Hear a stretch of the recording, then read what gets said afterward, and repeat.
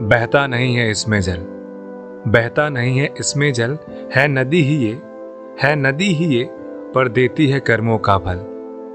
100 योजन लंबी तपती जलती बहती है, 100 योजन लंबी तपती जलती बहती है। दुष्ट आत्माओं को ये जलाती तड़पाती है। यमलोक से नरक तक ये जाती है। कहते इसे वैतरणी है। सच्चे मन से करेगा जो भी गौदान और गौ सेवा, उसके लिए वैतरणी हो जाएगी आसान।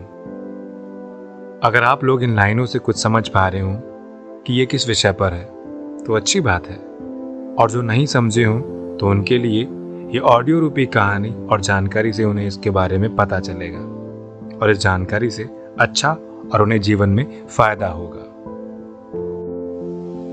आज हम आपको एक ऐसी नदी के बारे में बताने जा रहे हैं जिसमें पानी नहीं बल्कि खून बहता है। जी हाँ, आप सबने सही सुना है, पानी नहीं खून बहता है। हालांकि ये नदी धरती पर नहीं बल्कि किसी और स्थान पर मौजूद है। तो चलिए सुनते हैं इस बारे में विस्तार से। हिंदू धर्म में नदी को बहुत पवित्र और मां समान माना गया है। जहां एक और ऐसी मान्यताएं हैं कि पवित्र नदियों में स्नान करने के बाद पाप धुल जाते हैं, तो वहीं एक ऐसी नदी भी है जिसमें स्नान के बाद कष्ट और पीड़ा घेर लेती है। इस नदी को खून की नदी भी कहा जाता है। धरती के अलावा भी कई और स्थानों पर नदी बहती है, और हम जिस नदी के बारे में बात कर रहे हैं वो यमलोक से नरक तक बहती है। धार्मिक मान्यताओं के मुताबिक इस नदी का नाम वैतरणी नदी है, जो 100 योजन यानी कि 120 किलोमीटर लंबी और रक्त से भरी हुई है। कहा जाता है कि इस नदी का एक भाग धरती से होता हुआ यमलोक और फिर वहां से नरक के द्वार तक जाता है। हालांकि धरती पर मौजूद इस नदी का भाग आज तक कोई ढूंढ नहीं पाया है, और ऐसा माना जाता है कि इस नदी का पृथ्वी पर स्थित हिस्सा देवभूमि में है कहीं। मान्यता है कि जब किसी व्यक्ति की मृत्यु हो जाती है तब उसकी आत्मा को यमलोक में यमराज के सामने पेश किया जाता है। अगर उसके कर्मों के अनुसार उसे नरक मिलता है तो यमदूत इस नदी के पास उस पापी आत्मा को ले जाते हैं। वैतरणी नदी यमपुरी के मार्ग में पड़ने वाली एक नरकाग्नि नदी है। इसकी यातनाएं बहुत भयानक बताई गई हैं। मान्यता है कि इस नदी में मौजूद खून किसी भी पापी आत्मा को देखकर उबलने लगता है और नदी भयंकर तरह से गरजने लगती है। हिंदू धर्म में 18 पुराणों में से एक गरुड़ पुराण है, जिसमें भगवान विष्णु और पक्षीराज गरुड़ जी का संवाद विस्तार पूर्वक वर्णित है।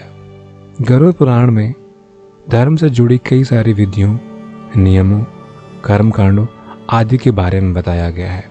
इस पुराण में जीवन और मृत्यु का अटल सत्य भी बताया गया है, और उसमें यह भी बताया गया है कि मृत्यु के बाद जीवात्मा जब शरीर त्यागती है तो उसे स्वर्ग और नरकलोक की प्राप्ति कैसे उसके किए कर्मों के अनुसार होती है।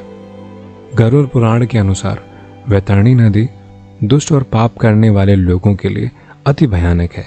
मृत्यु के कष्ट से भी कई गुना अधिक कष्टकारी है, लेकिन सभी के लिए वैतरणी नदी इतनी भी कष्टकारी नहीं है।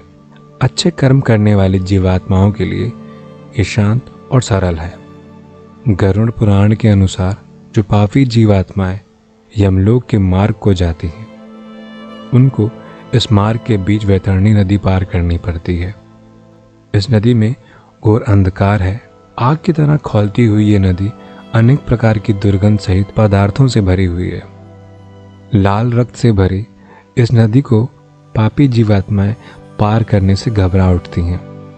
जिन लोगों ने जीवन भर दूसरों को सताया है, चोरी की है, गुरुजनों का अनादर किया है, गरीबों का हक मारा है, माँ बाप का अनादर किया है, मित्र के साथ धोखा किया है, दान पुण्य नहीं किया है, वेद शास्त्रों को पाखंड कहा है, निर्दोष जीव जंतुओं की हत्या की है, और यज्ञ, पूजा, गौदान जिसने नहीं किया है आदि अनेक प्रकार के पाप कर्म से रहित ऐसे लोगों को मृत्यु के पश्चात इस वैतरणी नदी को पार करना पड़ता है। इस नदी में यमदूत पापी आत्माओं को यमपास से बांध कर ले जाते हैं। पापी मनुष्य कई बार इसमें डूबते हैं। इस नदी में मौजूद सुई की तरह बड़े बड़े नुकीले दांतों वाले सर्प पापी आत्माओं को डसते रहते हैं। बड़े बड़े पैने दांतों वाले गिद्ध पापी आत्माओं को नोचते रहते हैं। पाप करने वाली आत्माएं इस नदी को पार करते समय रोती बिलखती रहती हैं। किसी को यमदूतों के यमपास से बांधकर कील से खींचते हुए इस नदी को पार करनी पड़ती है, तो किसी को डूबते डूबते अंत में वो अपने पूर्व जन्म के कर्मों को याद करके पछताने लगता है। अपनी संतान, पिता, पत्नी को याद करके जोर जोर से पुकारने लगता है और भय के मारे जोर जोर से रोने लगता है। और फिर इस नदी में कष्ट पाकर सोचता है कि मैंने ऐसे कार्य क्यों किए। गरुड़ पुराण के अनुसार जो लोग भगवत मार्ग पर चलते हैं, जिन्होंने भगवान विष्णु की भक्ति के साथ साथ अपने आराध्य देवी देवताओं की भक्ति की है, किसी के साथ छल नहीं किया, लोगों की सहायता की हो, भगवान के नाम की चर्चा, उनके नाम का जाप, वेद शास्त्रों का अध्ययन, चार धाम यात्रा, मंदिरों में दान पुण्य, तीर्थ यात्रा की हो, ऐसे पुण्य कर्म करने वाले लोगों को वैतरणी नदी की यातना नहीं सहनी पड़ती। गरुड़ पुराण में लिखा है कि जिसने भी अपने जीवन में एक बार भी गौदान किया है, उनको वैतरणी नदी वही गौमाता पार कराती हैं। पुराणों में बताया गया है कि जब जीवात्मा वैतरणी नदी के पास पहुंचती हैं, उस नदी के तट पर वही गौमाता प्रकट होती हैं, जिनका दान आपने अपने जीवन काल में किया है। और फिर जीवात्मा उनकी पूंछ को पकड़कर बिना किसी यातना को भोग कर सीधा वैतरणी नदी पार कर पाती हैं। लेकिन गौदान करते समय इस बात का ध्यान रखें कि गौमाता को उस जगह दान करें जहां उनकी जीवन भर सेवा हो सके, गौशाला में उनकी देख रेख हो सके। ऐसी जगह गौदान ना करें जहां गौमाता को कष्ट भोगना पड़े, वरना उस पाप का स्वयं भुगतान आपको भोगना पड़ता है। शास्त्रों के अनुसार वैतरणी नदी का पृथ्वी पर मौजूद हिस्सा तब खुलता है जब धरती पर दुराचार बढ़ने लगता है। आशा है कि इस कहानी और जानकारी से आप सबके अंदर अच्छे बदलाव आए, अपने आसपास के लोग, जीवों के लिए अच्छा कर सकें। और यही जीवन है और यही जीवन का सत्य भी। धन्यवाद।